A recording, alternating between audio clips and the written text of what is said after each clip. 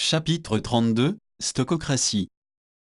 Lucience, Guillaume et moi continuions dans la salle Prométhée. Ce Réglus annonçait comme une longue journée. Je venais d'apprendre de la bouche de Guillaume sa mutation génétique en XZ qui lui permit de stabiliser dans son organisme le premier vaccin. Il m'avait par ailleurs conté les événements qui dotèrent le Conseil des sages de semi-immortalité. À présent, il allait m'exposer comment la rébellion avait retourné les Comadis contre l'œil du droit chemin.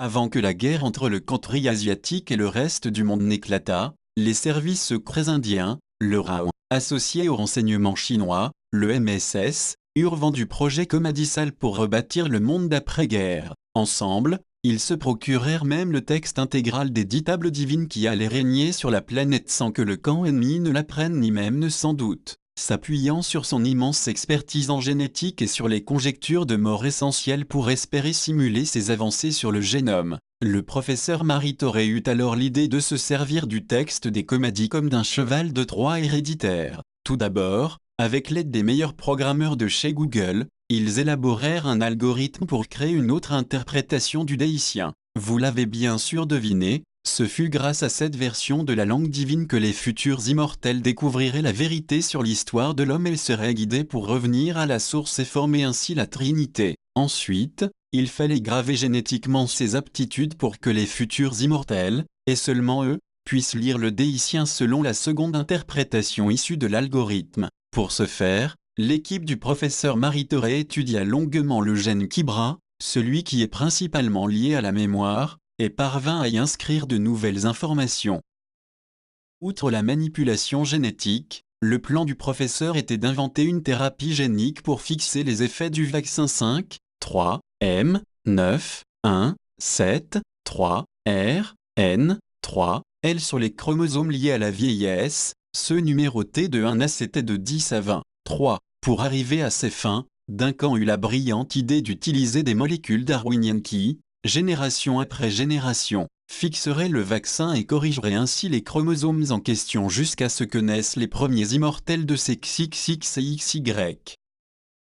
Pour que vous ayez une vision plus temporelle, toutes les percées scientifiques dont je viens de vous parler n'aboutirent que plusieurs décennies après la fin de la guerre. D'ailleurs, le professeur vivait déjà dans le système Prométhée lorsqu'il termina ses recherches. Maintenant, pour comprendre les raisons qui ont orienté la sagacité de Duncan Maritoré, il faut se pencher à nouveau sur le cas de Guillaume Crispu. En effet, pour être le premier homme de sexe XZ, il fut le seul à fixer totalement le premier vaccin d'immortalité, celui qui rend tout autre humain seulement semi-immortel. Pour se rappeler de la différence entre les deux, les semi-immortels sont des hommes et femmes normaux qui ont reçu le vaccin 5, 3, M, 9, 1, 7, 3, R, N, 3, L avant leurs 20 ans, avant que la maladie de la vieillesse ne se déclenche. Néanmoins, le jour de leur mort biologique génétiquement programmée par la nature, ils meurent puis ressuscitent dans des douleurs abominables et sans aucun souvenir ou presque de leur existence passée. Du coup, il y a toute une éducation à refaire et une réappropriation de soi comme de son histoire qui est très compliquée et éprouvante.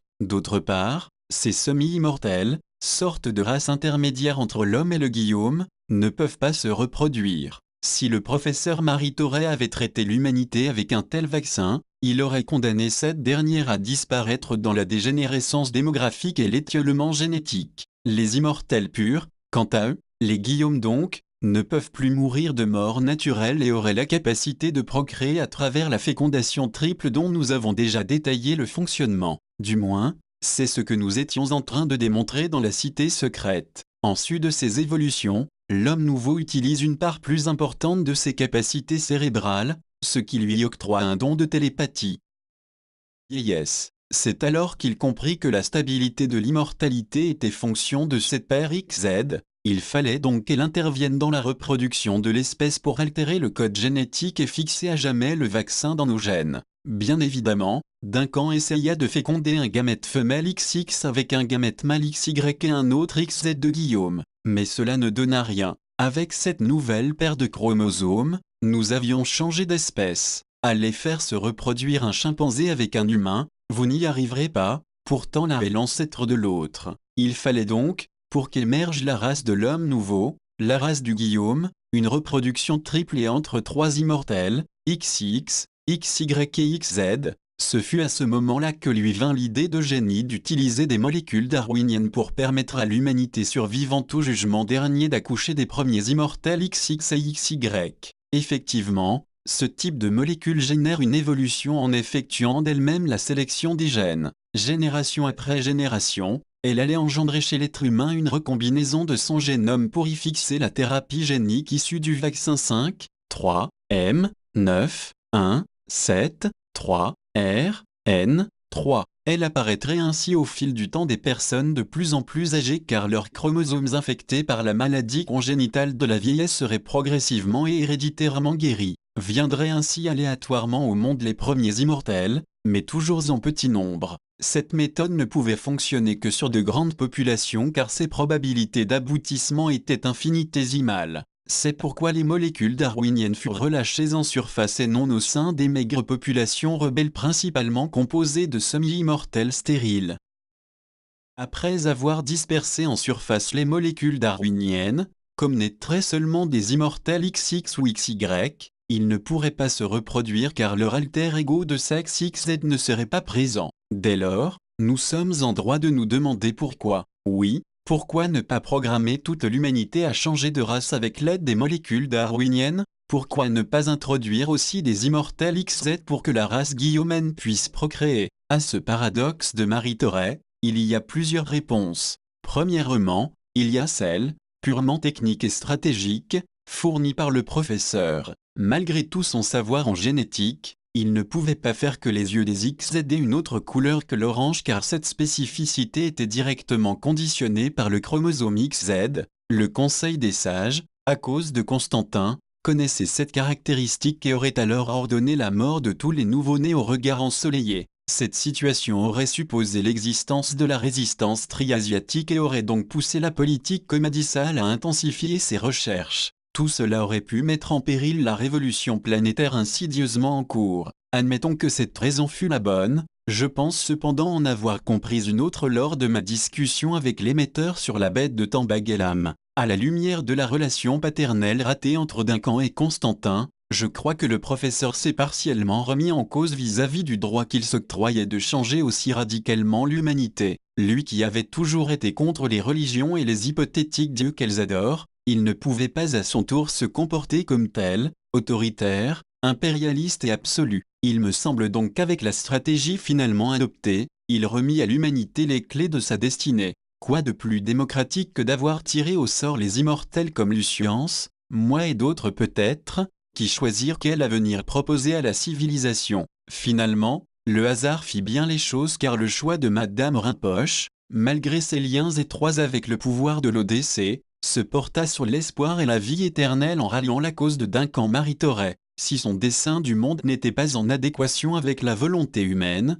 il y aurait bien eu des immortels qui auraient retourné leur veste avant que Lucience et moi-même ne réussissions notre mission. J'aimerais à présent revenir sur l'articulation de toutes ces stratégies. Patience et persévérance furent le leitmotiv, selon les dires de Marie-Thorey, suivant les conjectures de mort qu'il venait de nous expliquer. Duncan avait pu anticiper vers quelle année serait créé au sein de la rébellion un calculateur suffisamment puissant pour simuler ses expériences génétiques et ajuster les paramètres nécessaires. Ainsi, son plan basé sur l'évolution programmée du génome put atteindre une probabilité de réalisation proche de 1. Lucience et moi en sommes la démonstration. Grâce à tout cet arsenal scientifique, Marie-Thorey découvrit chez Guillaume la clé de voûte qui donnerait à sa stratégie sa superbe. En effet, en devenant immortel, Chris put utiliser un pourcentage plus élevé que la normale de ses capacités cérébrales. Le professeur nota d'ailleurs chez Guillaume, quelques années avant la guerre, l'apparition d'un dynamogène favorisant une plus grande utilisation du cerveau. Un humain normal utilise 10% de son potentiel. En devenant immortel,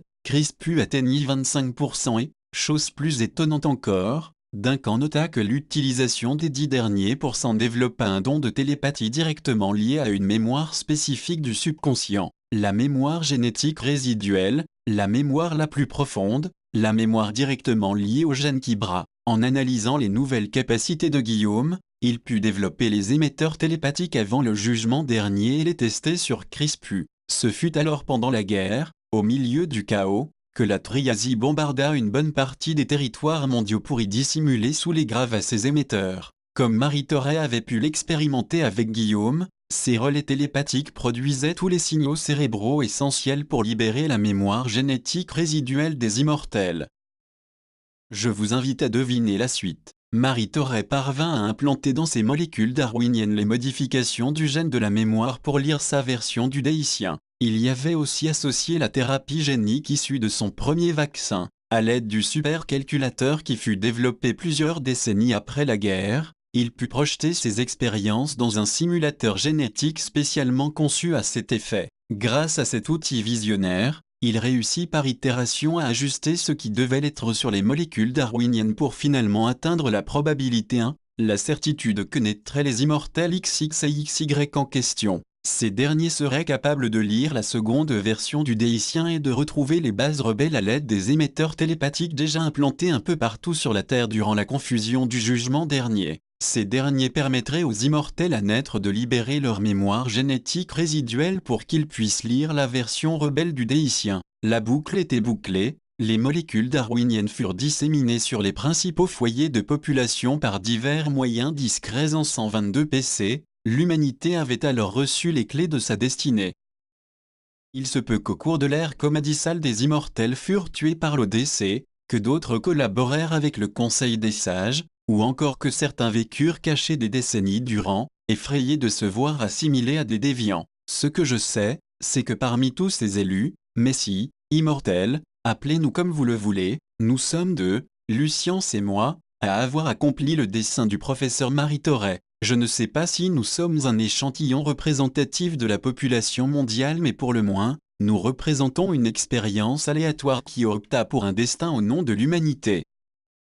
Pour en avoir discuté avec Lucience, nous avons une infinie responsabilité envers l'homme. C'est pourquoi nous devons être vigilants sur les futurs agissements de la résistance comme nous l'avions été auparavant vis-à-vis de l'ordre divin des Comadies. En rejoignant la rébellion, nous avions fait un choix pour les hommes, un choix qui nous semblait juste. Dès lors, notre devoir se résumait à ne pas dévier de cet idéal. D'ici 9 mois, qu'allait-il jaillir de ces bébés éprouvettes que nous allions concevoir dans 2 jours? Ces Guillaumes issus de la première fécondation triple seraient-ils la source d'un bien universel? Ou le vaccin dont ils seraient la souche ferait-il chavirer le monde à nouveau dans la folie?